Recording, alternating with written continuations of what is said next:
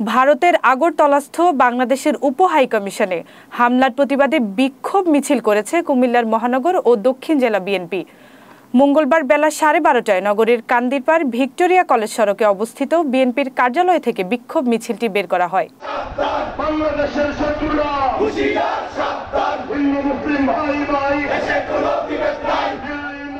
বিক্ষোভ মিছিলের নেতৃত্ব দেন কুমিল্লা দক্ষিণ জেলা বিএনপির আহ্বায়ক ও কেন্দ্রীয় বিএনপির ত্রাণ ও পুনর্বাসন বিষয়ক সম্পাদক আমিন উর রশিদ ইয়াসিন।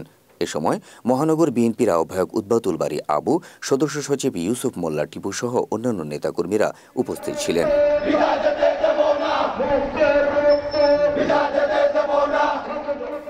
বিক্ষোভ মিছিলটি নগরীর বিভিন্ন সড়ক প্রদক্ষিণ শেষে পুনরায় বিএনপির দলীয় কার্যালয়ে এসে শেষ হয়। এ সময় সংক্ষিপ্ত সমাবেশে বক্তব্য রাখেন কুমিল্লা দক্ষিণ জেলা বিএনপির আহ্বায়ক হাজী আমিনুর রশিদ ইয়াসিন। আমাদের জাতীয় পতাকা এবং আমাদের এমবেসিতে যেই দুর্ভাগ্যজনক এবং তিরস্কারযোগ্য যে হামলা হয়েছে, এটা তীব্র নিন্দা জানাচ্ছি কুমিল্লাবাসীর পক্ষ থেকে, বিএনপির পক্ষ থেকে।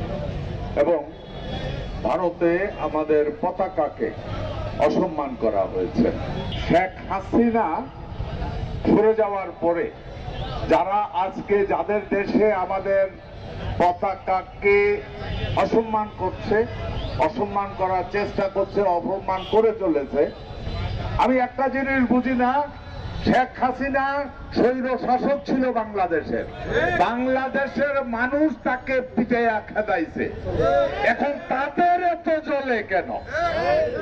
কারণ একটাই, শেখ হাসিনা থাকাকালীন যা ইচ্ছা তা চুক্তি করে ভারত বাংলাদেশকে তাদের একটা অঙ্গরাজ্যের স্বপ্ন দেখতে ছিল।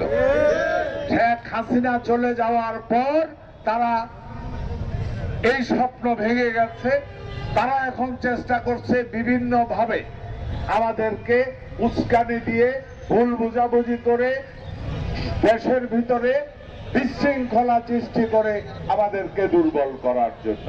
বাংলাদেশের জনগণ স্বাধীনতা, সার্বভৌমত্বের নামে কোন রকম কোন কম্প্রোমাইজ করবে না।